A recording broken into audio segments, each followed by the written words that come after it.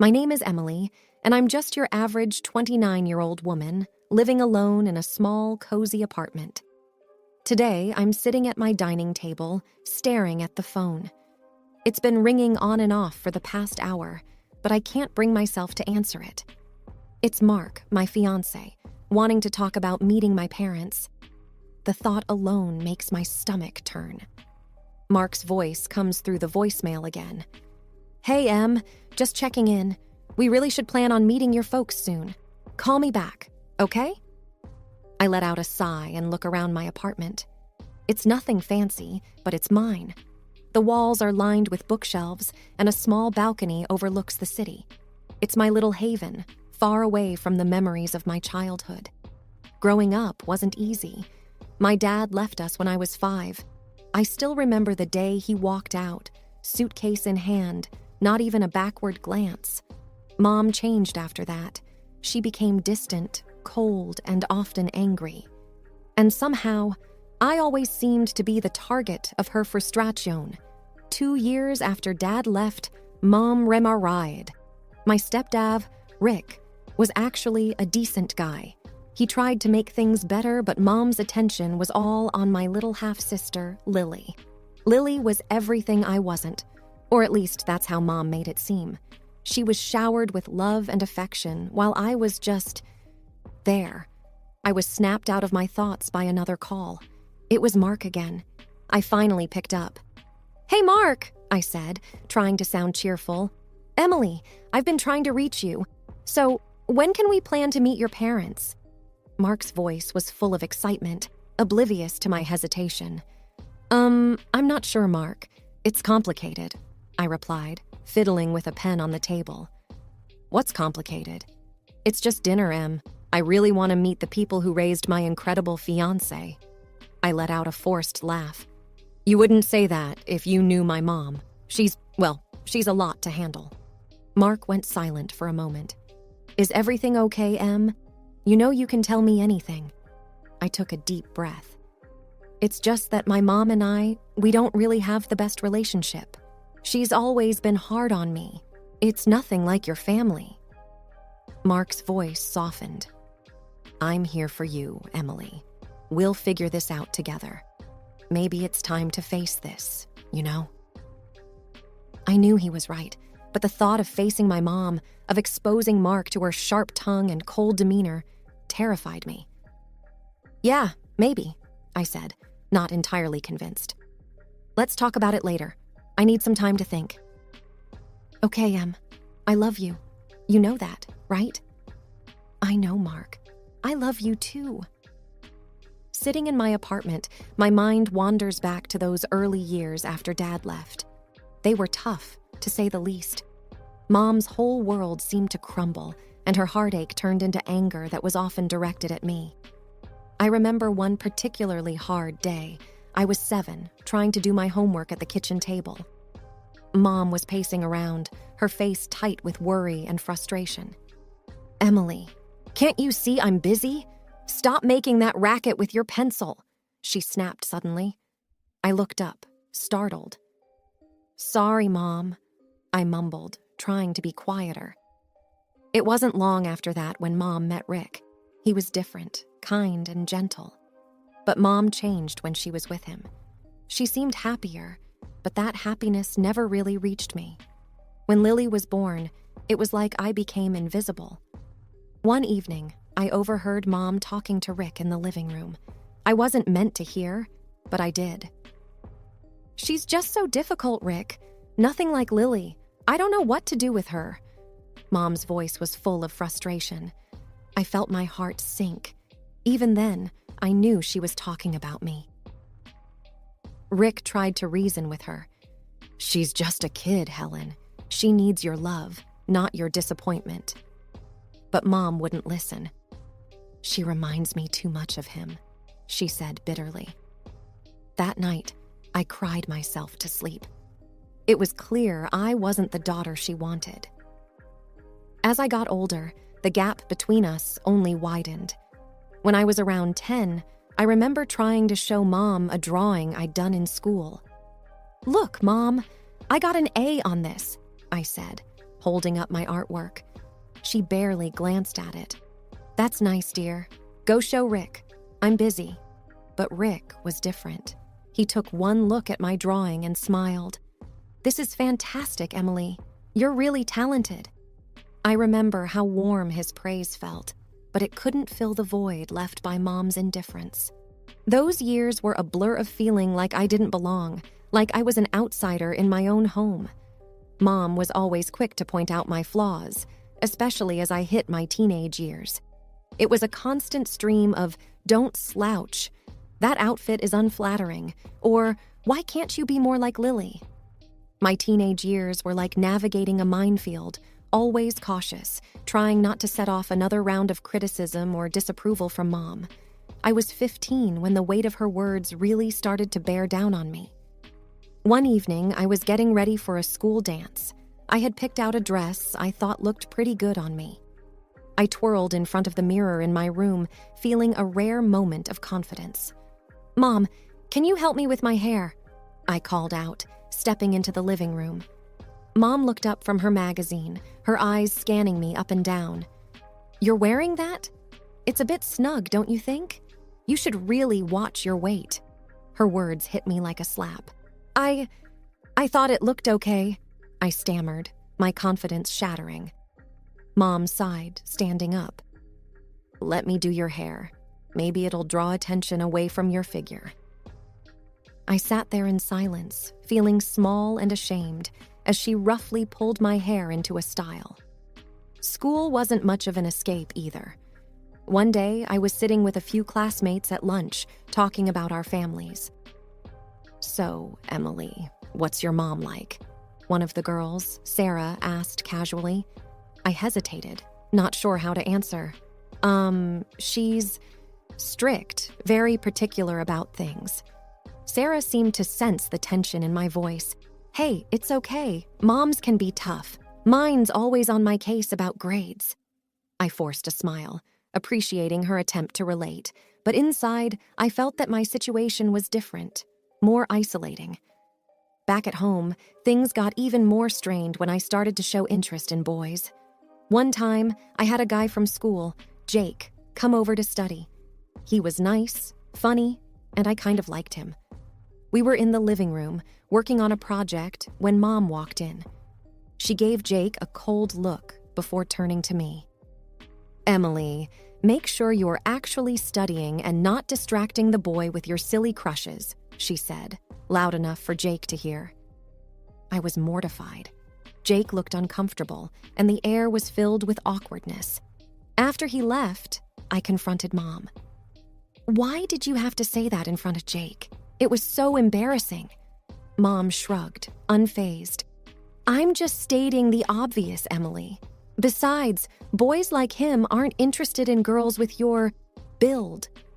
Her words stung deeply, and from that point on, I was even more cautious about bringing friends, especially boys, home. During those years, I often sought refuge in Rick, my stepdad. He was always kinder, more understanding. One evening, when Mom was out, I opened up to him. "Rick, do you think I'm unattractive?" I asked hesitantly. Rick looked surprised. "Emily, you're beautiful. Don't ever let anyone make you feel otherwise, not even your mom." By the time I hit my early 20s, my experiences with Mom had left a deep imprint on my confidence, especially when it came to relationships. I was always second-guessing myself, wondering if I was good enough. I remember dating a guy named Alex during college. He was sweet and seemed to genuinely like me.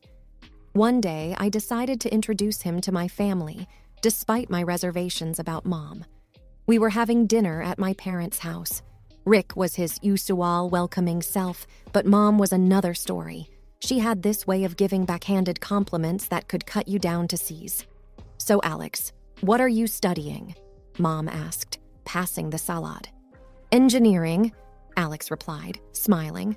"I'm hoping to get into renewable energy projects after graduation." "That's ambitious. Hopefully, you're not biting off more than you can chew, like some people." Mom glanced at me as she said this, an obvious jab at my past academic struggles. I felt my face heat up with embarrassment. Alex seemed to sense the tension, but tried to keep the conversation light. The evening went downhill from there. Every time I said something, Mom found a way to twist it into a criticism. When Alex and I were leaving, I apologized profusely. "I'm so sorry about that, Alex. My mom can be difficult." Alex squeezed my hand. "Hey, it's not your fault, but it does make things a bit complicated, doesn't it?" I knew what he meant.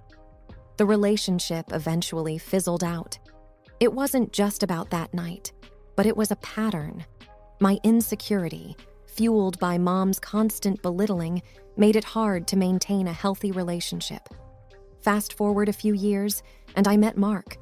He was different, kind, patient, and he had a way of making me feel valued. But the scars from my past were always lurking beneath the surface. One evening, we were at my apartment, talking about our future. "Emily, I love you, and I want us to have a future together," Mark said, holding my hands. "I love you too, Mark, but I'm scared. My past, my mom, it's all so messy. I don't want to drag you into my issues."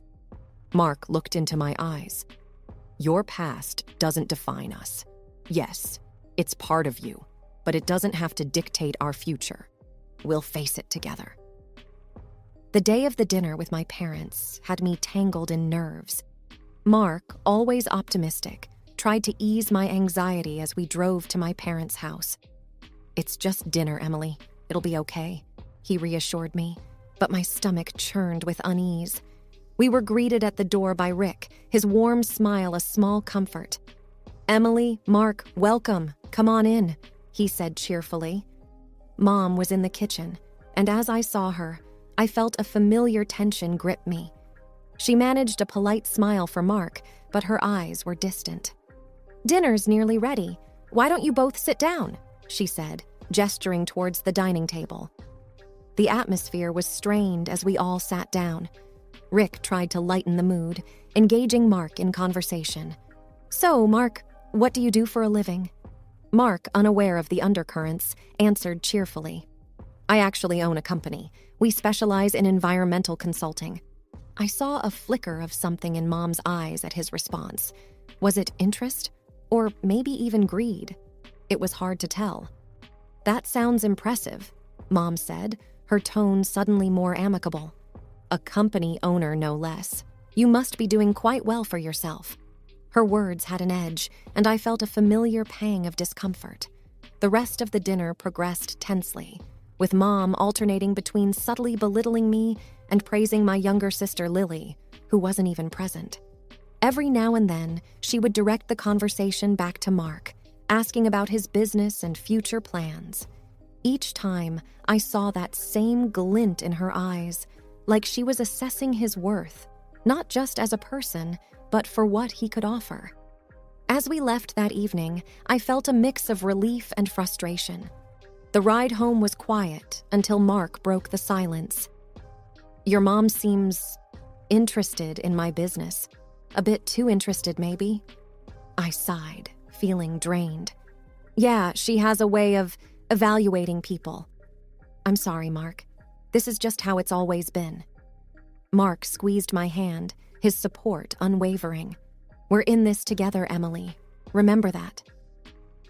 The next morning, after the dinner, I was still reeling from Mom's comments when Mark's phone rang. It was an unknown number. I watched as his expression changed from curiosity to shock. "Hang on. What did you just say?" Mark asked, his voice rising in disbelief. I could hear a faint, muffled voice on the other end, but couldn't make out the words. Mark hung up, his face a mix of confusion and anger. "That was your mom," he said, looking at me. She just proposed something outrageous." I felt a cold shiver down my spine. "What are you talking about, Mark?" He took a deep breath. "She suggested that I should leave you and consider marrying Lily instead." I felt like I had been punched in the stomach. "She said what?" Mark nodded, his face grim. She said that you weren't right for me and that Lily would be a better fit. She was serious, Emily. I was speechless. The idea that my own mother would go to such lengths was beyond belief. We need to do something about this, Mark said, his jaw set. This isn't just about us anymore. It's about exposing her for who she really is. I nodded, a mix of anger and determination building inside me. We could record her saying it, catch her in the act. Mark agreed. Let's do it. Let's show everyone her true colors. The plan was set. Mark would call my mom back, expressing interest in her proposal, and we would record the conversation. That evening, we sat in my living room, the phone on speaker. Mark dialed my mom's number, and I hit record on my phone. Hello, Helen. It's Mark, he said, his voice calm but firm. Mark, darling, I'm so glad you called back. Have you thought about what I suggested? Mom's voice was sickly sweet. Mark played along. Yes, I have. It's an interesting idea. But I need to know, why do you think Emily isn't right for me? There was a pause, then Mom replied, Oh, Mark, you're such a catch. You deserve someone better, someone like Lily. Emily has always been a bit of a disappointment. My heart ached hearing those words, but I stayed silent, letting the recording continue. We should meet and discuss this further. Maybe over coffee? Mark suggested. That sounds wonderful. Let's do it. I'll arrange a time and place, Mom replied, her voice dripping with eagerness. After hanging up, I felt a whirlwind of emotions, hurt, anger, betrayal. But there was also a sense of purpose. We had a plan, and it was time to expose Mom's true nature. The next few days were a blur of planning and apprehension. Mark and I were going to catch my mom in her own game. He arranged to meet her at a cafe downtown, and I decided to be there, disguised, so I could see everything for myself. On the day of their meeting, I wore a wig and oversized sunglasses, looking like someone completely different. I sat at a table with a clear view of them, my heart pounding in my chest. Mark arrived first, taking a seat at a table near the window. A few minutes later, Mom showed up, looking around before spotting Mark and walking over with a confident smile. Mark, so good to see you, she said, sitting down. Thanks for meeting me, Helen, Mark replied. So, about your proposal, Mom leaned in, her voice low. I think it's for the best, Mark. Emily is not suitable for you. Lily, on the other hand, is perfect. She's everything Emily isn't. I felt a lump in my throat, listening to her words. Mark glanced in my direction, giving a subtle nod to indicate the recorder was on. But why are you so against Emily? Mark asked, playing his part perfectly. Mom sighed. Between us, I never wanted Emily. Her father left, and she just reminds me of all the bad times. Lily is my real daughter, the one I actually care about. My hands were shaking under the table. Hearing Mom's words, so cold and heartless, was like a knife twisting in my gut. Mark changed the topic, discussing random things to keep the conversation going while the recorder captured every word. After about 30 minutes, they wrapped up, with Mom looking pleased with herself. As soon as Mom left, I removed my disguise and joined Mark. I can't believe she said those things, I said, tears welling up in my eyes. Mark took my hands. I'm so sorry, Emily, but now we have proof. What do you want to do with it? I took a deep breath, feeling a mix of sadness and determination. We expose her, Mark, at the next family gathering. Everyone needs to know the truth. Mark nodded, his expression resolute. We'll do it together. It's time everyone saw the real Helen. We left the cafe with a plan in mind, a plan to finally reveal my mom's true colors to everyone, especially to Rick, who had been in the dark for far too long. The tension was thick in the air as we all gathered at my parents' house for what was supposed to be a routine family dinner.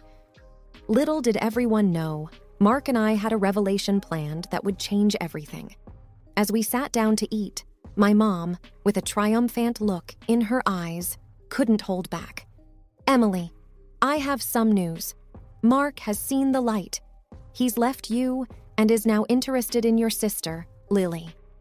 Lily's smile broadened across her face, a mirror image of Mom's smug expression.